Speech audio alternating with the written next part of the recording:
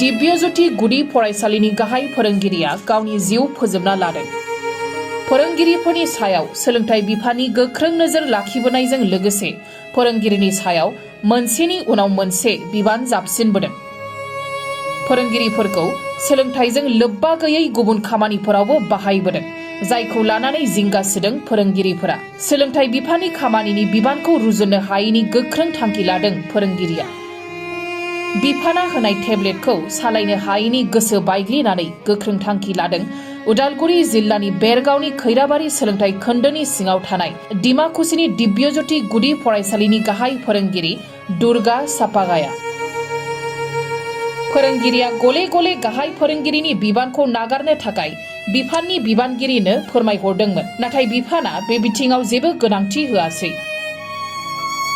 मोनसेनि उनाव गुबुन मोनसे बिथोन फैबाय थानायाव फोरोंगिरिया थांनाय माखासे समनिफ्रायनो गोसो बायग्लिनानै दङमोन। जोबथारनायाव मैया बाक्सा जिल्लानि बलाजार उपरकुटी गामिनि गावनि न'आवनो फासि लानानै गावनि जिउखौ फोजोबना लायो फोरोंगिरि दुर्गा सापागाया। फोरोंगिरिनि थैनायाव न'खरजों लोगोसे ओनसोल नाङैनो गोख्रों फिनजाथाय सोमजियो। रायजो राजाफोरा फोरोंगिरिफोरनि सायाव सरकारा मेलेमारि नारसिनथाय होनायाव बिमा राव बिजोंनि फरायसालिफोरखौ फोजोबस्रांनो थाखाय खैसार खालामदों होननानै अजद दैखांनानै बिजेपि सरकारखौ गोख्रों रावजों सोंखारियो। खुंथाय गोहोजों जावलिया जानानै सरकारा दिग आन्दायनानै रायजो राजाफोरनि सायाव अननाय अनागारि खालामनाया सानफा एफा बांदों होननानै रायजो राजाफोरा फोरमायो।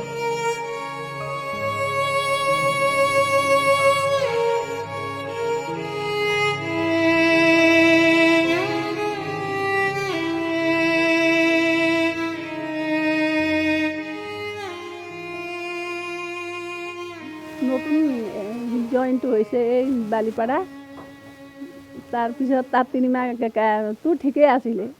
যেতিয়া এই ডিমাকুছিত আহি গ'ল, প্ৰধান শিক্ষক হৈ পৰা তাৰ পৰা বিঅ' অফিচৰ পৰা দি দিলে, তেতিয়া মই নোৱাৰোঁ বুলি কৈ আছিলোঁ বোলে। তেতিয়া আছিল গুণোৎসৱৰ সময়। সেই সময়ত মোক ভয় লাগিছে বুলি কৈ আছিলে। এই ভয়টো সোমোৱাৰ পৰা কি হ'ল বা ক'বই নোৱাৰোঁ। ভয়টোৱে এতিয়া আমাৰ উপায় নাই, নিৰুপায় হৈ আছোঁ। কিবা সুইচাইড নোট লিখি থৈ গৈছে নেকি তেখেতে? নাই, একো নাই। এতিয়া চৰকাৰক কি ক'ব আপুনি?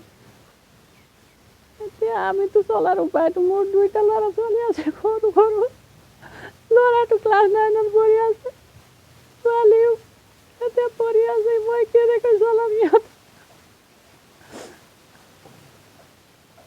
আমাৰ বেলেগ উপায় নাই।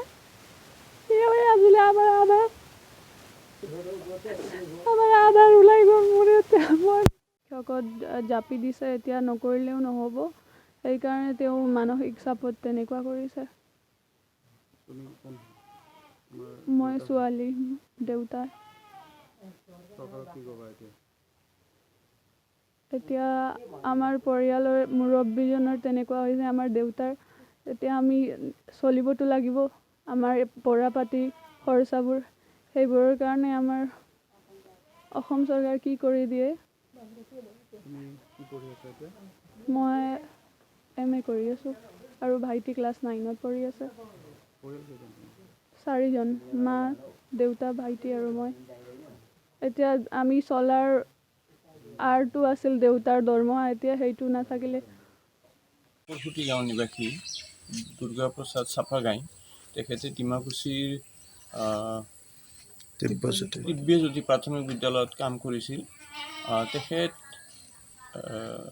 মোবাইল ফোন, যিটো এণ্ড্ৰইড মোবাইল, তাৰ লগত কিছু তেখেতৰ প্ৰব্লেম আছিল। সেইকাৰণে তেখেতে প্ৰধান শিক্ষকৰ যিটো দায়িত্ব, সেই দায়িত্বটো চলাবলৈ অপাৰগ হোৱাত তাৰে খণ্ড প্ৰাথমিক শিক্ষা বিষয়া মহোদয়ক বহুবাৰ কৈছিল, লিখিতভাৱেও আবেদন জনাইছিল। কিন্তু এখেতৰ ওপৰত প্ৰধান শিক্ষকৰ যিটো দায়িত্ব, সেই দায়িত্বটো উপৰ্যুপৰি জাপি দিয়াৰ কাৰণে এখেতে মানসিকভাৱে বহুতো হতাশাগ্ৰস্ত হৈ আছিল। যোৱা প্ৰায় 2 মাহ ধৰি তেখেতে সেই হতাশাগ্ৰস্ত হোৱা বুলি আমি অলপ সন্দেহ প্ৰকাশ কৰিছিলোঁ। কিন্তু তেখেতে যে এনেকুৱা এটা চৰম পৰ্যায়লৈ গুচি যাব আমি গম পোৱা নাছিলোঁ। আৰু আমি যিটো আমি নভবাৰ দৰে অনাকাংক্ষিত ঘটনাটো যোৱাকালি হৈ গ'ল যে ৰাতিপুৱা 5 বজাতে তেখেতে চিপ ধৰি লৈ আত্মহত্যা কৰিলে। এতিয়া গোটেই শিক্ষক সমাজ তাৰ বাবে আমি অতিকৈ দুখিত হৈছোঁ। এনেকুৱা হ'ব নালাগিছিল। চৰকাৰৰ ফালৰ পৰাও যোগ্য মানুহক যোগ্যতাৰ ভিত্তিত দায়িত্ববোৰ দিলে কামখিনি নিয়াৰিকৈ হ'ব। আৰু তেখেতে নিজে অপাৰগ হৈ সহকাৰী শিক্ষক পদত থাকিম বুলি কওঁতেও কাৰ্যালয়ে গুৰুত্ব নিদিয়ে বিষয়টো অলপ চিন্তনীয় বুলি ময়ো ভাবোঁ। পৰিয়াল নিথৰুৱা হৈছে তেখেতৰ অনুপস্থিতিত। তেখেতৰ ছোৱালীজনী স্নাতকোত্তৰ পঢ়ি আছে, ল'ৰা সৰু 8-9ত আছে। গতিকে এই পৰিয়ালটোৰ ভৱিষ্যতৰ প্ৰতি লক্ষ্য ৰাখি অসম চৰকাৰে এই পৰিয়ালটোক ক্ষতিপূৰণ হিচাপে অতি কমেও 20 লাখ টকা দিব বুলি পৰিয়ালৰ সূত্ৰৰ পৰা আমি দাবী কৰিব বিচাৰোঁ। এতিয়াতো পেঞ্চনটো নাই চাগে? পেঞ্চন নাই, এইটো NPS-ৰ আছিল, পেঞ্চনটো নাই, আগৰ নহয় এইটো। গতিকে পৰিয়ালটো নিথৰুৱা হোৱাৰ বাবে পৰিয়ালটোৰ উন্নতিৰ কাৰণে কিবা এটা যাতে চৰকাৰৰ ফালৰ পৰা আগবঢ়ায়, আমি তাৰে কামনা কৰোঁ। কেইমাহমান হৈছিলে এই প্ৰধান শিক্ষকৰ দায়িত্ব লোৱাটো? প্ৰধান শিক্ষকৰ দায়িত্ব লোৱা 5 মাহ হৈছিল, জানুৱাৰীৰ পৰা। হয়, আৰু ইয়াৰ আগতে ক'ত আছিলে তেখেত কলাই গাঁৱত আছিল। জিলাৰ আমাৰ 3 নম্বৰ উত্তৰ ডিমাকুছিত অৱস্থিত দিব্যজ্যোতি প্ৰাথমিক বিদ্যালয় এইখন। যোৱাকালি আমাৰ এই স্কুলৰ প্ৰধান শিক্ষক দুৰ্গা চেপাগাই এই প্ৰধান শিক্ষক হিচাপে আছিল। কিন্তু দুখজনক খবৰ, আমি যোৱাকালি 9:30-10মান বজাত খবৰ পাওঁ যে তেওঁ আত্মহত্যা কৰিছে।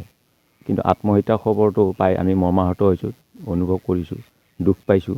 আৰু তেওঁলোকৰ ঘৰত গৈ আমি সমবেদনা জ্ঞাপন কৰিছোঁ, ল'ৰা ছোৱালীক খবৰ লৈছোঁ, মা দেউতাক খবৰ লৈছোঁ, আহিছোঁ। কিন্তু তেওঁ কিয় আত্মহত্যা কৰিলে এইটো এটা প্ৰশ্নৰ হৈছে। কিন্তু মানুহজন অলপ অসুস্থ আছিল। আমি যেতিয়া তেওঁ যোৱা জানুৱাৰী মাহত তেওঁ জইন কৰিছিল আমাৰ বিদ্যালয়ত, তেতিয়াৰ পৰা দেখিছোঁ যে মানুহজন অলপ অসুস্থ আছিল, শাৰীৰিকভাৱে অসুস্থ আছিল। তেওঁ মাজে সময়ে কৈছিল যে অলপ মোৰ দেহাটো ভাল নহয়, হাৰ্টৰ অলপ প্ৰব্লেম চলি আছে, এনেকুৱা।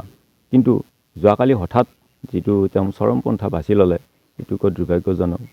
ইয়াৰ গুৰিতে বুজি পাওঁ, কাৰণ তেওঁ অলপ মোবাইল চলোৱাত অসুবিধা পাইছিল। আমি জানাত অলপ মোবাইল চলোৱাত অসুবিধা হৈছিল। আৰু শিক্ষা বিভাগৰ পৰা আজিকালি বিভিন্ন ধৰণৰ কাম আহে, বিভিন্ন ধৰণৰ মেছেজ আহে। গতিকে সেইখিনি তেওঁ হয়তো পৰিচালনা কৰিব পৰা নাছিল।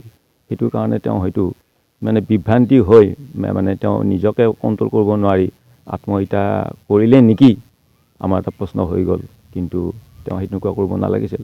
তেওঁ বিদেহী চিৰ আত্মাৰ শান্তিৰ কাৰণে আমি সমবেদনা জ্ঞাপন কৰিছোঁ। সহকাৰী শিক্ষক আজি আমাৰ মাজত আমাৰ মাননীয় প্ৰধান শিক্ষক মহোদয় দুৰ্গা চাপাগাই ছাৰ আৰু নাই। যিহেতু আমি যোৱাকালি ৰাতিপুৱা মোটামুটি 9:30-9:30মান বজাত তেখেতৰ ঘৰত যেতিয়া মই ফোন কৰোঁ, তেখেতক ফোন কৰি মই নাপালোঁ।